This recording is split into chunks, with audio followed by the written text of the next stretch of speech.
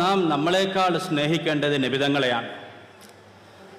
ധാരാളം വശങ്ങളുണ്ട്. അതിൽ ഒരു കാര്യം മാത്രം ശ്രദ്ധിക്കാൻ വേണ്ടി പറയാം.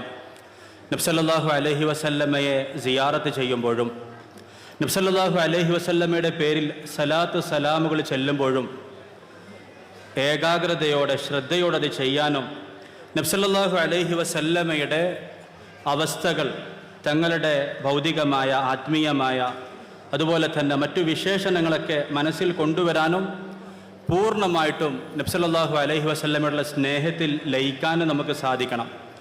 അതിൽ രണ്ട് ധ്രുവങ്ങളിൽ ആളുകൾ ആയിപ്പോകാറുണ്ട്. ചിലർ ആഴത്തിലുള്ള സ്നേഹത്തിൽ നിന്നുണ്ടാകുന്ന അനുരാഗ പ്രകടനങ്ങളെ ആ രീതിയിൽ കാണുകയോ ആവാഹിക്കുകയോ ചെയ്യാതെ അതിൻ്റെ പുറം എടുത്തുകൊണ്ട് അതിനെ അനുകരിക്കാൻ ശ്രമിക്കും. അഥവാ നന്നായിട്ട് പാടാൻ അറിയുന്ന ഒരാൾ പാട്ടിനിടയിൽ നല്ല ആക്ഷനൊക്കെ കാണിക്കുമ്പം ആ സ്വരമാധുര്യത്തിൽ ആ ആക്ഷനൊക്കെ കാണാൻ രസമുണ്ടാവും. തീരെ പാടാൻ അറിയാത്ത ഒരാൾ പാട്ട് മഹാമോശമാണ്, പക്ഷെ ആക്ഷൻ ഒരു കുറവില്ല, പാട്ട് തീർന്നിട്ട് ആക്ഷൻ തീർന്നിട്ടില്ല എന്ന അവസ്ഥയിലാണെങ്കിൽ അതൊരു അരോചക പ്രകടനമായിട്ട് മാറും. ഇതേപോലെ നബിതങ്ങളോടുള്ള സ്നേഹത്തിൽ നേരത്തെ പാളയം ഇമാമ് പറഞ്ഞതുപോലെ സ്നേഹത്തിൽ നിന്നുണ്ടാകുന്ന കാര്യങ്ങൾ കാണാൻ രസമാണ്. ഒരിക്കൽ ഭക്ഷണത്തിൽ ഒരു ഇനം പച്ചക്കറി നബി സല്ലല്ലാഹു അലൈഹി വസല്ലം ഇങ്ങനെ വിരലുകൊണ്ട് തേടി അതിങ്ങനെ എടുത്ത് കഴിക്കുന്നത് കണ്ടപ്പം അനസ് റളിയല്ലാഹു അൻഹു പറയാണ്, ദുബ്ബ എന്ന അറബിയിൽ പറയും, പരിഭാഷപ്പെടുത്തുമ്പോൾ കദ്ദു, ലോക്കി അല്ലെങ്കിൽ ചുരക്ക എന്ന് മലയാളത്തിലൊക്കെ പറയുന്നതായിരിക്കാം അതുകൊണ്ടുള്ള ഉദ്ദേശം. അദ്ദേഹം പറഞ്ഞു, ഇനി ജീവിതകാലത്ത് മുഴുവൻ ഞാൻ കറി തയ്യാറാക്കുമ്പം ആ ഇനം പച്ചക്കറി ചേർക്കുമായിരുന്നു എന്നാണ്. അതിപ്പോൾ ദീനായിട്ട് ഒരു നിയമമായിട്ട് നബിതങ്ങൾ പഠിപ്പിച്ച കാര്യമല്ല, മറിച്ച് നബി സല്ലല്ലാഹു അലൈഹി വസല്ലമയുടെ വ്യക്തിപരമായ ഒരു പ്രവൃത്തിയാണ്, ഒരു ഇഷ്ടമാണ്.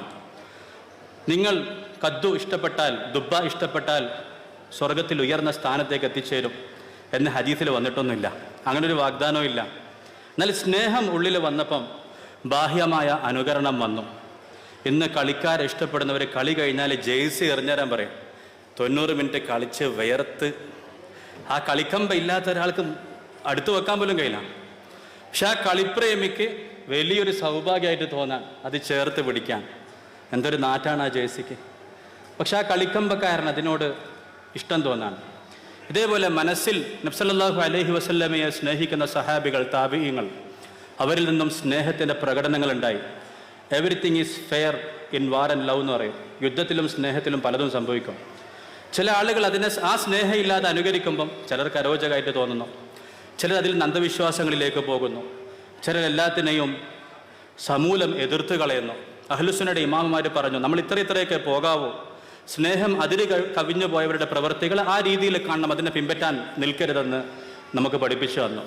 മഹാനായ താബിഈ സാബിത്തുൽ ബുനാനി റഹിമഹുല്ലാഹ് അനസ് റളിയല്ലാഹു അൻഹുവിൻ്റെ കൈ ചുംബിച്ചുകൊണ്ട് പറയുമായിരുന്നു, യദുൻ മസ്സത്ത് യദ റസൂലില്ലാഹി സല്ലല്ലാഹു അലൈഹി വസല്ലം, അള്ളാഹുവിൻ്റെ റസൂലിനെ കൈ സ്പർശിച്ച കൈയാണെന്ന് പറയും.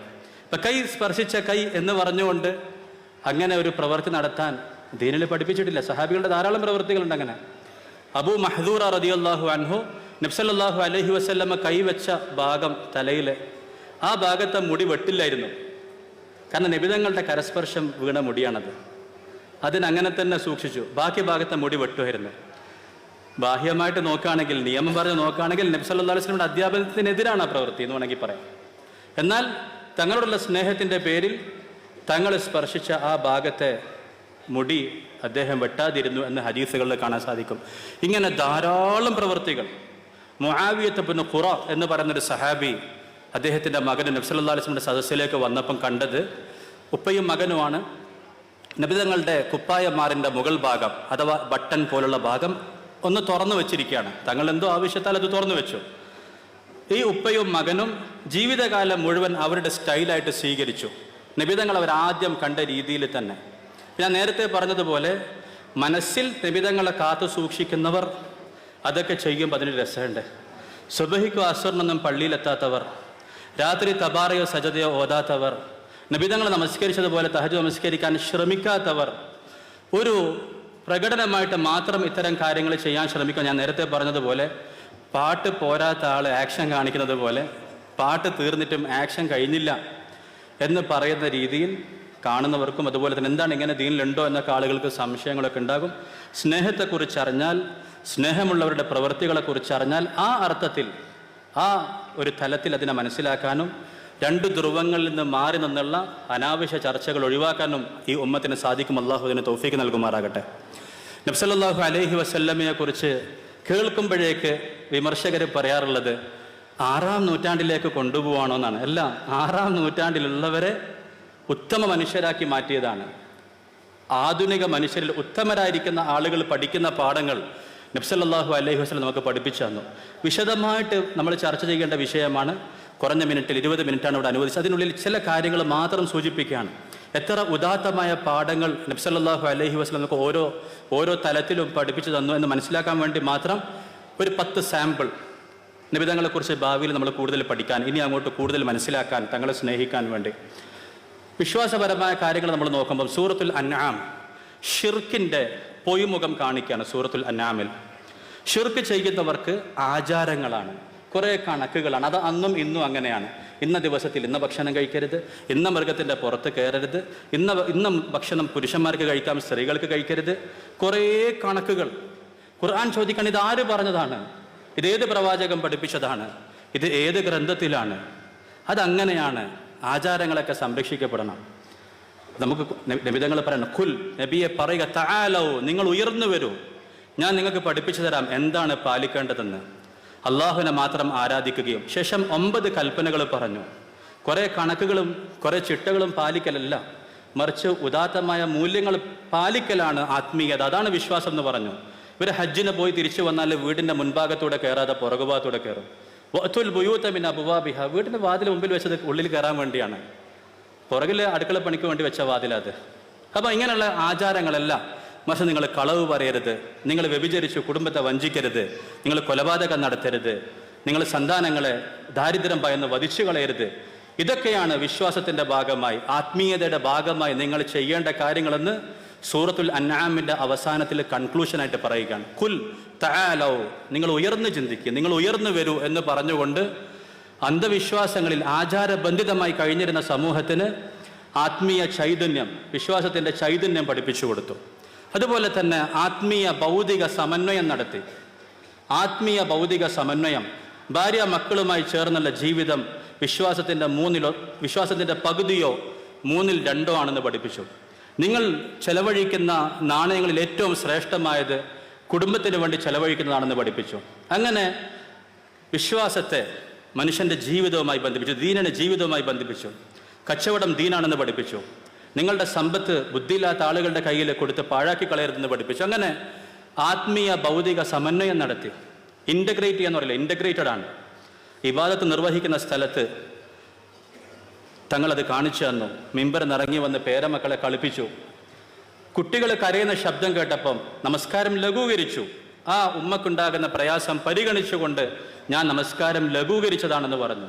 അഥവാ അങ്ങനെ ഒരു ആത്മീയത ജനങ്ങൾക്ക് പരിചയം ഉണ്ടായിരുന്നില്ല. ആത്മീയത തേടി ഹിമാലയത്തിൽ പോകുന്നതും ആത്മീയത തേടി ഭൗതിക ജീവിതത്തിൽ നിന്ന് പിന്മാറിക്കളയുന്നതും അതുപോലെ തന്നെ വിവാഹവും കുടുംബജീവിതമൊക്കെ ഒഴിവാക്കുന്നതും സർവസംഘ പരിത്യാഗിയായിട്ട് മാറുന്നതുമാണ് ജനങ്ങൾക്ക് പരിചയം ഉണ്ടായിരുന്നത്. പകരം കല്യാണം കഴിക്കുന്ന, കുടുംബത്തെ നോക്കുന്ന, ആത്മീയതയെ ഭൗതിക ജീവിതവുമായി ഇൻ്റഗ്രേറ്റ് ചെയ്യുന്ന ആത്മീയ ഭൗതിക സമന്വയം നബി സല്ലല്ലാഹു അലൈഹി വസല്ലമ ലോകത്തിന് പഠിപ്പിച്ചു കൊടുത്തു. ഓരോ മേഖലയിലും. ഞാൻ ഈ അടുത്ത് ജിദ്ദയിൽ പോയപ്പോൾ ദാറുസ്സലാമിൻ്റെ ഒരു കിതാബ് കണ്ടു. അഖ്ലിയത്തുർ റസൂൽ എന്ന പേരിൽ 2 വോള്യം നബി സല്ലല്ലാഹു അലൈഹി വസല്ലമയുടെ ജുഡീഷ്യലായിട്ടുള്ള, അതായത് തങ്ങളുടെ നിർദ്ദേശങ്ങളൊക്കെ ഒരുപാടുണ്ട്, 2 പേര് വന്ന് അവരുടെ പ്രശ്നങ്ങൾ പരിഹരിച്ച സംഭവങ്ങൾ മാത്രം ക്രോഡീകരിച്ചുകൊണ്ട് അഖ്ലിയത്തുർ റസൂൽ എന്ന് പറയുന്ന പുസ്തകം, ജഡ്ജ്മെൻറ്റുകൾ മാത്രം, തങ്ങൾ കോടതി വ്യവഹാരത്തിൻ്റെ ഭാഗമായി നടത്തിയ ഇടപാടുകൾ, ജഡ്ജിമാരുടെ മര്യാദകൾ പഠിപ്പിച്ചു. നിങ്ങൾക്ക് വികാര പ്രക്ഷോഭമുണ്ടാകുന്ന സമയത്ത്, വിശന്നിരിക്കും അല്ലെങ്കിൽ വേറെ ഉറക്കം വരുന്ന സമയത്ത്, മറ്റു സമയങ്ങളിൽ വിധിക്കരുത്, സ്വസ്ഥമായിരുന്ന് 2 ഭാഗവും കേട്ട് വിധിക്കണമെന്നും, ആര് തെളിവ് ഹാജരാക്കണമെന്നും, പ്രോസിക്യൂഷൻ അൽ ബയ്യിനത്തു അലൽ മുദ്ദഇ വൽ യമീനു അലാ മൻ അൻകർ, ആരെങ്കിലും ഒരു വാദവുമായിട്ട് വന്ന് അതങ്ങ് അനുവദിച്ചു കൊടുത്താൽ ഈ പറമ്പ് എൻ്റെതാണെന്ന് ഒരാൾ പറഞ്ഞാൽ അയാൾക്ക് കൊടുക്കേണ്ടി വരില്ല. ആരാണോ സ്റ്റാറ്റസിന് മാറ്റമായി വാദിക്കുന്നത് അദ്ദേഹം തെളിവ് ഹാജരാക്കണം. അല്ലാത്ത ആള് അദ്ദേഹത്തിന് പ്രത്യേകിച്ച് ഒന്നും ചെയ്യാനില്ല. അങ്ങനെ കോടതി നിയമങ്ങളും വ്യവഹാരങ്ങളും പഠിപ്പിക്കുകയും ഭരണാധികാരി അടക്കം ജുഡീഷ്യറിയുടെ കീഴിൽ വരുന്ന സംവിധാനം അന്നത്തെ പ്രാകൃത ജനങ്ങൾക്ക് പഠിപ്പിച്ചു കൊടുക്കുകയും ചെയ്തു. അങ്ങനെ ഓരോ മേഖലയിലും, എല്ലാ മേഖലയിലും കുടുംബജീവിതത്തിൽ പഠിപ്പിച്ചു തന്നു. ഭാര്യ ഭർത്തൃ ബന്ധം വെറും ശാരീരികമല്ല, മറിച്ച് മാനസികമായ ബന്ധമാണ്. ആ സ്നേഹവും മാനസികമായ അടുപ്പവും ഉള്ളവർക്ക് മാത്രമേ മണിയറ അത് ശരിയായ രീതിയിൽ അതിനോടുള്ള കടമ പാലിക്കാൻ സാധിക്കുമെന്ന് പഠിപ്പിച്ചു കൊടുത്തു. സഹീഹുൽ ബുഖാരിയിലെ ഹദീസാണ്, നിങ്ങൾ ആരും ഭാര്യയെ മർദ്ദിച്ചിട്ട് പിന്നെ രാത്രി അവരെ സമീപിക്കരുത്. പകല് മോശമായ പെരുമാറ്റം, ഭാര്യയെ വെറുപ്പിക്കുന്നു, രാത്രി മണിയറയിലേക്ക് കയറി ചെല്ല്, അങ്ങനെ ചെയ്യരുത്. ലാ യജ്ലിദ് അഹദുക്കും സൗജതഹു സുമ്മ യുലാജിഉഹ ഫിൽ ലൈൽ. പകൽ അവരെ ഉപദ്രവിച്ചിട്ട് അല്ലെങ്കിൽ പകൽ അവരെ ബുദ്ധിമുട്ടിച്ചിട്ട് രാത്രി അവരെ സമീപിക്കരുതെന്ന് പറഞ്ഞു. ഹദീസ് പണ്ഡിതന്മാർ അവിടെ വിശദീകരിച്ചു. സഹശയനവും ഭാര്യയുമായുള്ള സംസർഗവുമെല്ലാം മനസ്സിൽ അടുപ്പവും നല്ല പെരുമാറ്റവും ഉള്ളവർക്ക് പറഞ്ഞതാണ്. മനസ്സിൽ അടുപ്പവും നല്ല പെരുമാറ്റവും ഉള്ളവർക്ക് അവരുടേതാണ് ശരിയായ മണിയറ എന്ന് പറഞ്ഞു കൊടുക്കുമ്പം കുടുംബജീവിതത്തിലുള്ള ദാമ്പത്യം, ആ ബന്ധം അത് വെറും ശാരീരികമല്ല, മറിച്ച് മാനസിക അടുപ്പത്തിലൂടെ ഉണ്ടാകേണ്ട, അതിലൂടെയാണ് അത് പൂർത്തിയാകുന്നതെന്ന പാഠം ഉത്തമ നൂറ്റാണ്ടിലെ ആളുകൾക്ക് അറിയാത്ത പാഠം ഇന്ന് ആളുകൾ മുനിസിപ്പാലിറ്റീസ് ഈ വസ്തുക്കളെ പോലെ സാമ്പിളൊക്കെ നോക്കാം, പിന്നെ വേണമെങ്കിൽ തീരുമാനിക്കാം എന്നൊക്കെ പറയുന്നു. ഇസ്ലാം അത് വിശദീകരിക്കാൻ സമയമില്ല. ആ സമയത്ത് പഠിപ്പിക്കുകയാണ്, ഇത് ശാരീരിക ബന്ധമല്ല, മറിച്ച് മാനസികമായ അടുപ്പവും സ്നേഹവുമുള്ള ഭാര്യ ഭർത്താക്കന്മാർക്ക് പറഞ്ഞതാണ് ഈ ദാമ്പത്യം എന്ന് നബി സല്ലല്ലാഹു അലൈഹി വസല്ലം പഠിപ്പിക്കുകയാണ്. അതേപോലെ ഇന്ന് പേഴ്സണാലിറ്റി ഡെവലപ്മെൻറ്റിൻ്റെ ഭാഗമായിട്ട് ആളുകൾ പോയി പഠിക്കുന്ന ഒരുപാട് പാടുണ്ട്. 4000 രൂപ 5000 രൂപ കൊടുത്തിട്ട് അങ്ങനെ അതിനെ മുഴുവൻ സമ്മറൈസ് ചെയ്യുക. നിങ്ങൾ ആ ക്ലാസ് മുഴുവൻ ചാറ്റ് GPT കൊടുക്കുക, ആ പറഞ്ഞ ക്ലാസ് മുഴുവൻ എടുക്കുക, അത് മുഴുവൻ ട്രാൻസ്ക്രൈബ് ചെയ്ത് എഴുതിയിട്ട് ചാറ്റ് GPT കൊടുത്തിട്ട് ഇതൊക്കെ ഹദീസിന് എടുത്തുതരാൻ പറഞ്ഞത് ഒരു 5-6 ഹദീസിൻ്റെ ഒരു വിശദീകരണമായിരിക്കും.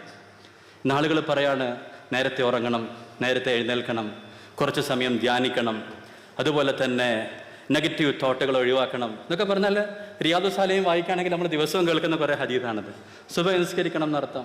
അനസ് റളിയല്ലാഹു പറഞ്ഞതുപോലെ രാവിലെ എഴുന്നേൽക്കുമ്പോൾ ആരോടും വിരോധം ഉണ്ടാകരുത്, അത് എൻ്റെ സുന്നത്താണ്, എൻ്റെ സുന്നത്ത് സ്നേഹിക്കുന്നവൻ എന്നെ സ്നേഹിച്ചിരിക്കുന്നു. അപ്പം ഹല്ലി വല്യാക്ക, നമ്മുടെ ആരെങ്കിലും എന്തെങ്കിലും ചെയ്താൽ നമ്മൾ പകരം വീടുന്നവരോ അതിനേക്കാൾ ഉയർന്നു കളയാം. അവർക്ക് തൊടാൻ കിട്ടാത്ത അവസ്ഥയിലേക്ക് നമ്മൾ മാറിയിട്ട് മുകളിൽ നിന്ന് നോക്കിക്കഴിഞ്ഞാൽ നമ്മൾ പ്രശ്നം തീരും. ആ രീതിയിൽ ഉയർന്ന് ചിന്തിക്കാൻ നബി സല്ലല്ലാഹു അലൈഹി വസല്ലം പഠിപ്പിച്ചു. ഇന്ന് വലിയ വലിയ ട്രെയിനർമാർ, മോട്ടിവേഷൻ 2 ടൈപ്പ് ഉണ്ട്, മോട്ടിവേഷനുണ്ട്, മോട്ടിവേഷൻ ഉണ്ട്. എന്താണെങ്കിലും മോട്ടിവേഷൻ നല്ല കാര്യങ്ങൾ പഠിപ്പിക്കുന്നവരുടെ പാഠങ്ങൾ നിങ്ങളൊന്ന് സമ്മറൈസ് ചെയ്ത് കഴിഞ്ഞാൽ ഏതാനും ഹദീസുകളിൽ പറഞ്ഞിട്ടുള്ള പാഠങ്ങളാണത്.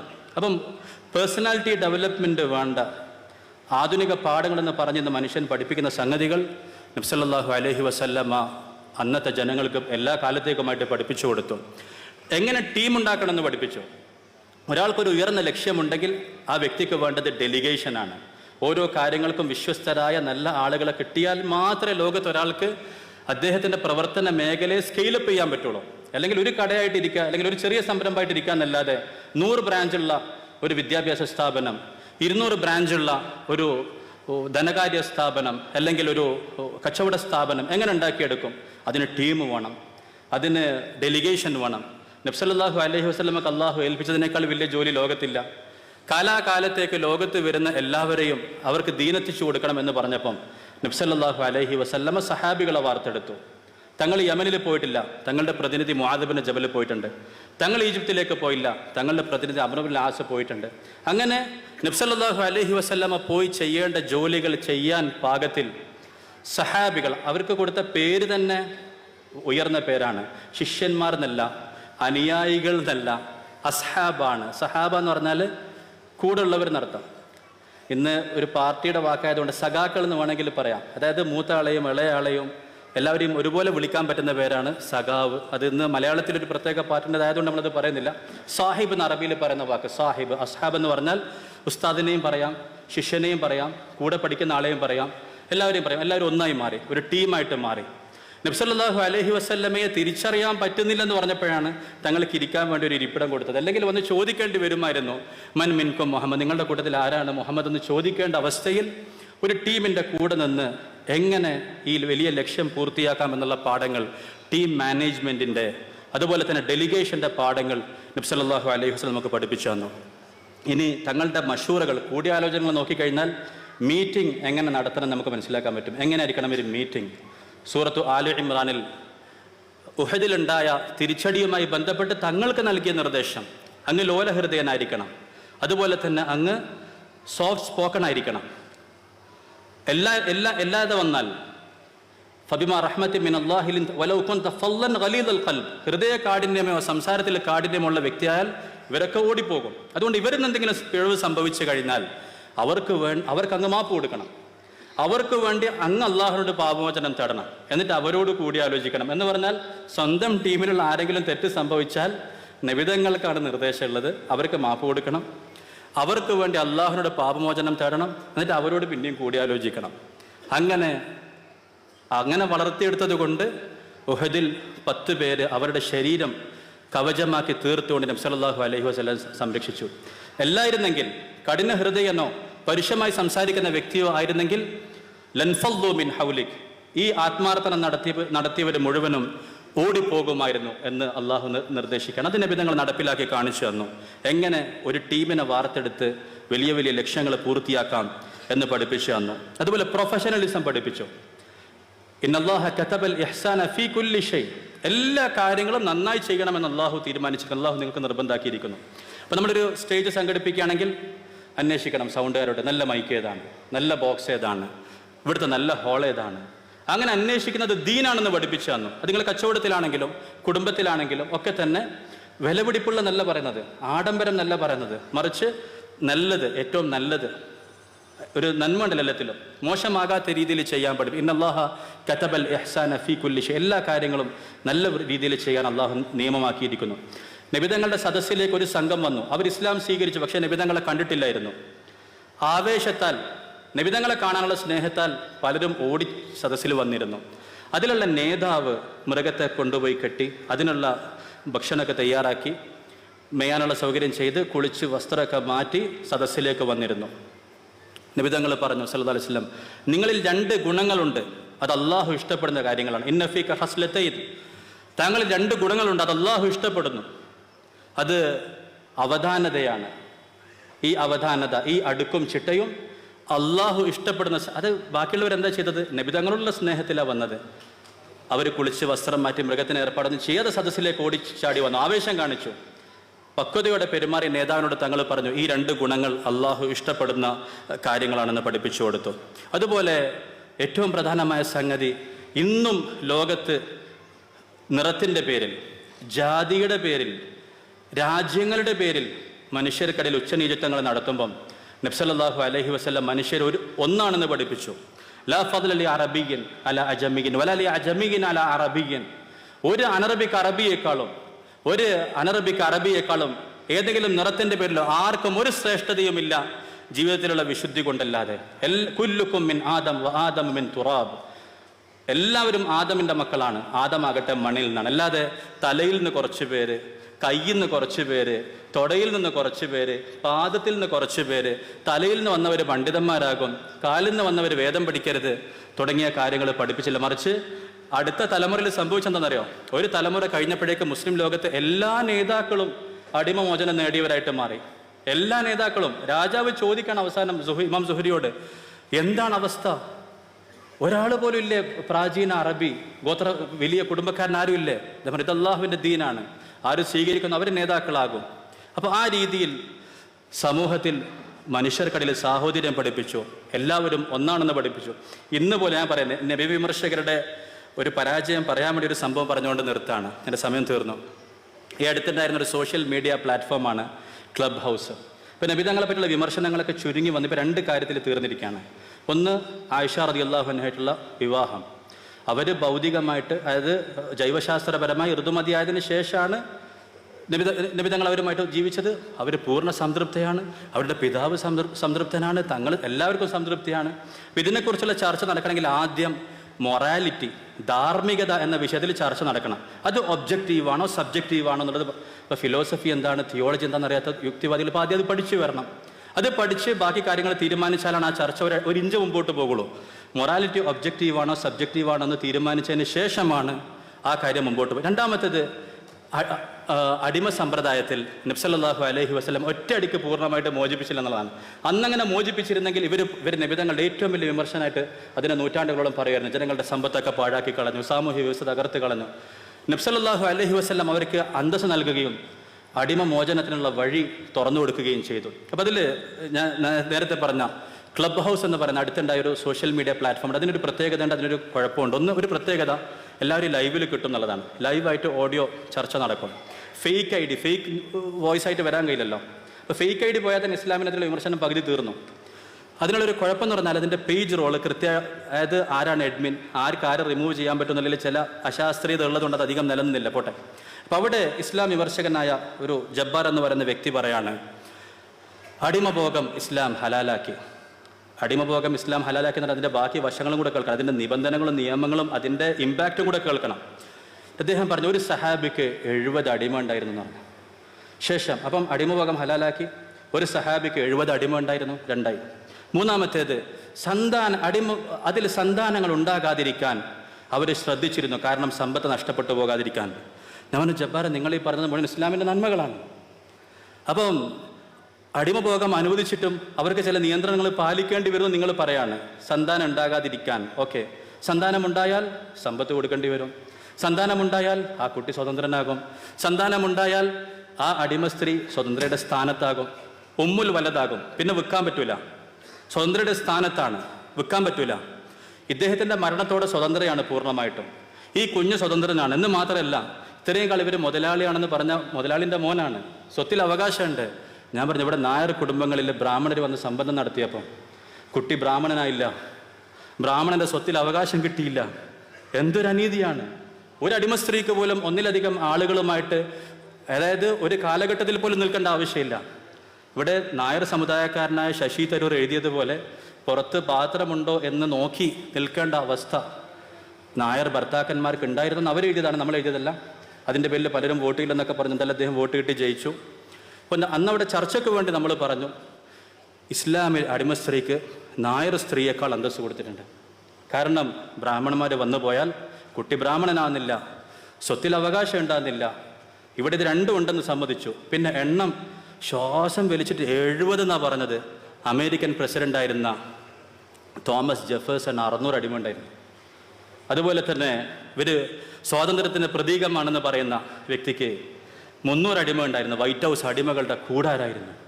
ആഫ്രിക്കയിൽ നിന്ന് അടിമകൾ, ലക്ഷക്കണക്കിന് അടിമകളെ കൊണ്ടുവന്നിട്ടാണ് അമേരിക്ക നിർമ്മിച്ചത്. എബ്രഹാം ലിങ്കൺ അമേരിക്ക 2 കഷ്ണമായി മാറും എന്ന് കണ്ടതുകൊണ്ട് മാത്രം അമേരിക്കയെ മോചിപ്പിച്ചു. സ്കൂളുകളിൽ നമ്മളോട് പറയണം അടിമകളെ മോചിപ്പിച്ചു. അടിമകളെ മോചിപ്പിച്ചതല്ല, അമേരിക്കയെ രക്ഷിച്ചെടുത്തു. സമരം വന്നപ്പം വോട്ടവകാശം കൊടുക്കേണ്ടെന്ന് പറഞ്ഞു. അവരെ നാട് കടത്താമെന്ന് പറഞ്ഞ വ്യക്തിയെ നിങ്ങൾ വിമോചകനായിട്ട് അവതരിപ്പിക്കുകയാണ്. അപ്പം അതുകൊണ്ട് ചർച്ചയുടെ ഹെഡിങ് നമുക്ക് മാറ്റാം, അടിമ സ്ത്രീയും നായർ സ്ത്രീയും എന്നാക്കാം. ഇത് ചർച്ചയ്ക്ക് വേണ്ടി പറഞ്ഞ കേട്ടോ. അപ്പോൾ ഉടനെ തന്നെ അയാൾ പിന്മാറി. അടുത്ത വ്യക്തി വന്നു, അടുത്ത ആളെ വിളിച്ചുകൊണ്ടതിൽ പറഞ്ഞു, ഒരു ലാപ്ടോപ്പിൽ എഴുതിയ സെൻറ്റൻസുകൾ ഇങ്ങനെ വായിക്കുകയാണ്. ഇതൊക്കെ സത്യമാണ്. നമ്മൾ ഇതൊക്കെ അർദ്ധസത്യങ്ങളാണ്, ഇതെല്ലാം അർദ്ധസത്യങ്ങളാണ്. നമ്മൾ പറഞ്ഞൊരു കാര്യമുണ്ട്, നിങ്ങൾ പറഞ്ഞ വിഷയത്തിൻ്റെ നമ്മളൊരു ചർച്ച, ഇസ്ലാമിൽ അടിമ സ്ത്രീക്ക് നൽകിയ സ്ഥാനം എന്താണ് എന്നതിനെപ്പറ്റി ഒരു ചർച്ച നടന്നാൽ നിങ്ങൾക്ക് എന്തെങ്കിലും ഒന്നിനെ മറുപടി പറയേണ്ടി വരും. ഒന്നിനും മറുപടി പറയാൻ ബാധ്യതയില്ലാത്ത, റോമക്കാർ ചെയ്തതിന് മറുപടി പറയേണ്ടതില്ല, കേരളത്തിൽ ചെയ്തതിന് മറുപടി പറയേണ്ടതില്ല, സ്വന്തം വേദഗ്രന്ഥങ്ങളിലെ കാര്യങ്ങൾക്ക് മറുപടി പറയേണ്ടത്, അങ്ങനെ ഒരു ബാധ്യതയും ഒരു ഇടപാടും ഇല്ലാത്തവർക്ക് ഇങ്ങനെ വെറുതെ ഇരുന്ന് കല്ലെറിയാമെന്നല്ലാതെ ഫിലോസഫിക്കലായിട്ട്, തിയോളജിക്കലായിട്ട്, വൈജ്ഞാനിക സത്യസന്ധതയോടെ ഒരു വിരൽ പോലും നബി സല്ലല്ലാഹു അലൈഹി വസല്ലമയ്ക്കെതിരെ ഉയർത്താൻ സാധിക്കുകയില്ല എന്ന് പ്രഖ്യാപിച്ചുകൊണ്ട് വേണം നബി സല്ലല്ലാഹു അലൈഹി വസല്ലം നമ്മളെ സ്നേഹിക്കാനും പിൻപറ്റാനും. ആ രീതിയിൽ ശരിയായ അനുയായികളായി നബി സല്ലല്ലാഹു അലൈഹി വസല്ലമയെ സ്നേഹിക്കാനും പിൻപറ്റാനും അല്ലാഹു തൗഫീഖ് തരുമാറാകട്ടെ. ജസാക്കുമുല്ലാഹു ഖൈറൻ. ഈ പരിപാടി സംഘടിപ്പിച്ച, സാർത്ഥകമായ ഉപകാരപ്രദമായ ഈ പരിപാടി സംഘടിപ്പിച്ച ജമാഅത്ത് ഇസ്ലാമി കമ്മിറ്റിയെ അല്ലാഹു തആല അനുഗ്രഹിക്കട്ടെ. അവരുടെ പ്രവർത്തനം അല്ലാഹു സ്വീകരിക്കുമാറാകട്ടെ. ജസാക്കുമുല്ലാഹു ഖൈറൻ. അസ്സലാമു അലൈക്കും വറഹ്മത്തുള്ളാഹി വബറകാതുഹു. നന്ദി മുഫ്തി.